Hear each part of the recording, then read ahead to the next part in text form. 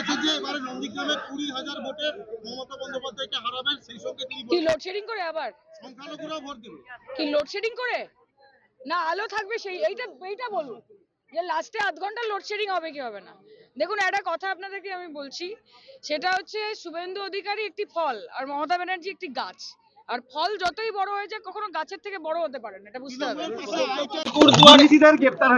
ও দুর্নীতি তৃণমূল যাদেরকে পার্টি থেকে তাড়ায় তাদের গায়ে দুর্নীতি পুলিশকে ব্যবহার করা। স্বপন নায়ক হাইকোর্টে গেছে, হাইকোর্টকে বুড়া আঙ্গুল দেখিয়ে গ্রেফতার করেছে। স্বপন নায়কের সঙ্গে আমরা নৈতিক সমর্থন দেব, পূর্ণ সমর্থন আমাদের আছে। স্বপন নায়ককে ওদের বশ্যতা স্বীকার করেনি বলে পুলিশকে ব্যবহার করা হয়। ও 12,000 ভোটে অগ্নিমিত্রা পাল লিড নিয়েছিলেন লোকসভায়, আমরা এবারে 30,000 ভোটে জিতবো, আপনি লিখে রাখুন। দাদা শেষ প্রশ্ন করবো, চা বাগানে পুলিশের গাড়ি ভাঙচুর, 9 জন তৃণমূল কর্মী ধরা পড়েছে এখনো অবধি, সেই সন্দেশখালী শাহজাহানে। যে হবে বেপরোয়া। এখানে আগে ওরা বজরংবলীর ছবি ছিঁড়তো, রামনবমীতে ঢিল মারতো, এখন লুৎফর রহমান পুলিশকে দিয়ে বজরংবলীর ছবির উপর পা দেয়। পুলিশ আর আইপ্যাক ছাড়া তো ওদের কেউ নেই, ওদের বাপ আর মা, আর কেউ নেই ওদের সঙ্গে, কোনো মানুষ নেই, চোরেদের সঙ্গে কেউ নেই। আগামীকাল এখানে সব গ্রামে চোরেদের পাঁচালি বাজানো শুরু হবে, আগামীকাল থেকে ডেলি চলবে নন্দীগ্রাম। 4 জন পুলিশ আক্রান্ত হয়েছে, তৃণমূলকে জিজ্ঞেস করুন। পুলিশ বলেছিলেন যে 31 নমস্কার সকলকে, কেমন আছেন?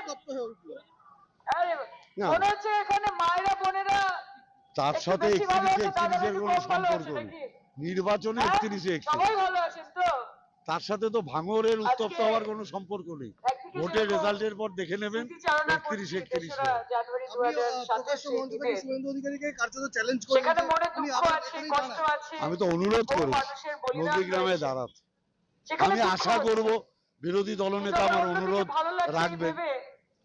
বাংলার মানুষও দেখতে চাইছে উনি 2026 আবার নন্দীগ্রামে দাঁড়ান, কোনো অজুহাতে যেন পালিয়ে না যায়। নন্দীগ্রামটা তো পশ্চিমবঙ্গের মধ্যে, আর ওরা পশ্চিমবঙ্গের ক্ষমতায়, নজর তো অনেক আগে থেকেই ছিল। ওই জন্য মমতা ব্যানার্জি নন্দীগ্রামে টেস্ট করতে এসেছিল। তা উনি তো 21-এ দাঁড়িয়েছেন, নজরটা ওনার আছে, কারণ নন্দীগ্রামের লোক মরেছে, উনি মুখ্যমন্ত্রী হয়েছেন, আর উনি মুখ্যমন্ত্রী হওয়ার পরে ওনার ভাইপোকে দিল্লি থেকে এনেছেন। 11 সালের আগে যারা এখানে কিছু করেনি তাদেরকে নন্দীগ্রামের লোক গ্রহণ করবে না। মমতা ব্যানার্জি নিজে এসেছিলেন শুভেন্দুকে নন্দীগ্রাম থেকে বিচ্ছিন্ন করার জন্য, আর নন্দীগ্রামের হিন্দুরা শুভেন্দুকে জিতিয়ে শুভেন্দুকে আরো তাদের কাছে রাখার ব্যবস্থা করে দিয়েছেন। অর্থাৎ তৃণমূলের মমতা ব্যানার্জি ছাড়ার বড় কোনো অস্ত্র নেই। আমি চাইবো 26-এর ভোটে মমতা ব্যানার্জি নন্দীগ্রামে আবার লড়ুন। তৃণমূলের সবচেয়ে বড়, এবং ওরা বলে, আমি বলি না, আমি বলি এটা চোরেদের অস্ত্র।